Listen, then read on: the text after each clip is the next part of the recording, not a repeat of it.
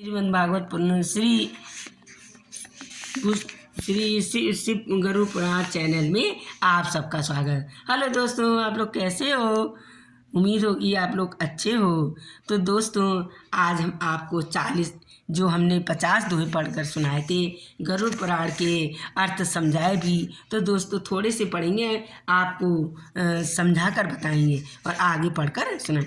यहाँ इसने अथवा कृपाण के इस प्रकार से दोस्तों, पहले आप गरुड़ पुराण को नमन करें और सबसे पहले ये आप खोलें तो गरुड़ पुराण में जो सारों द्वार है, सारों द्वार का एक अर्थ होता है। पहले नमन करें, उनको हाथ पैर छुएं और दंड प्रणाम करके तुमेव माता च पिता तुमेव बंधु सखा तुमेव विद्या धर्मम तुमेव सर्वम मम देव। हे दोस्तों, ये पहले आप ही पढ़ें और ये नमन करके आगे हम आपको और जब समाप्त करें गरुड़ पुराण का किताब पढ़ने के बाद तो भी ये अंत में आप इसको पढ़ेंगे। देखिए हम पढ़ेंगे, आप देखें।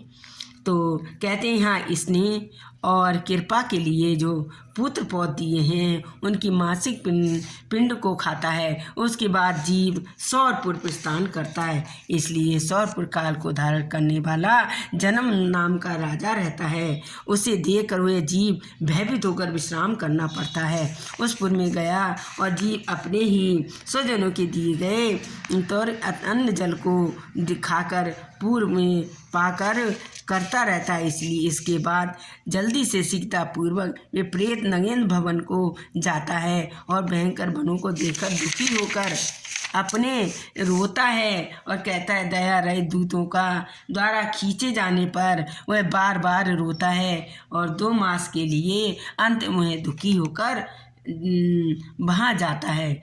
बंधुओं और बांधुओं के दिए गए पिंड, जल, वस्त्र उपयोग करके यम किंकरों के द्वारा पास में बार बार खींचकर पुनः आगे ले जाया जाता है। और आगे क्या है, तीसरे मास में ये बताया है, पहले दूसरे तीसरे जो हमारे 11 यानी 11 महीने की हमारी जो जिस आदमी मर जाता है, मृत्यु हो जाती है, तो उसके 11वें में कहते हैं ना, जब पूरी में बरसी करते हैं तो इसके पहले 1 महीने में क्या होता है, दूसरे महीने में क्या होता है। अब हम तीसरे महीने मास का पढ़ रहे हैं, तो कहते हैं तीसरे महीने बार बार खींच कर वो आगे ले जाया जाता है। अब चौथे महीने का देखिए क्या, तीसरे महीने में वो गंधर्व नगर को प्राप्त होता है। यहाँ 13 मासिक पिंड खाकर आगे चलता है, इसलिए चौथे मास में सैलांगपुर में जाता है और प्रेत के ऊपर बहुत अधिक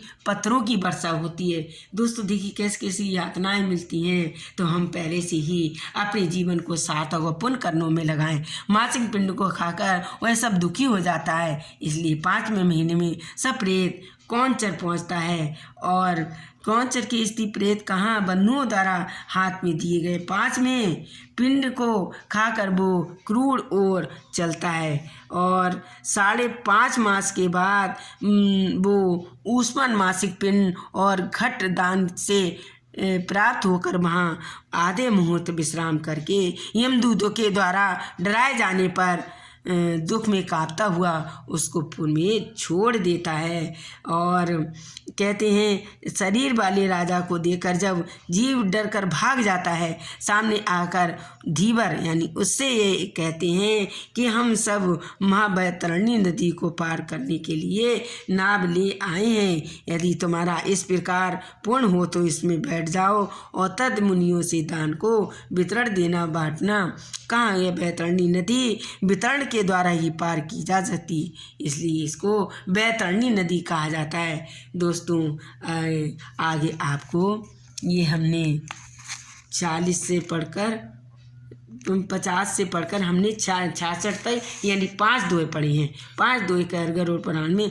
और आपको दोस्तों कल आगे की कथा आपको सुनाएंगे और गरुड़ पुराण अच्छे से पढ़कर। दोस्तों हमारे चैनल में पहली बार आए तो लाइक करें, मेरे चैनल को ज़्यादा से ज़्यादा सब्सक्राइब करें और दोस्तों ज़रूर कमेंट में लिखे करें आप लोग अगर सही पढ़ा है तो भी और गलत पढ़ा है तो दोस्तों कल इससे आपको मधुर वाणी में अच्छे आगे से पढ़कर बताएंगे। आज 65-66वां दुआ पढ़कर आपको कल 67वां दुआ पढ़कर आपको सुनाएंगे। बोलो गरुड़ पुराण भगवान की जय।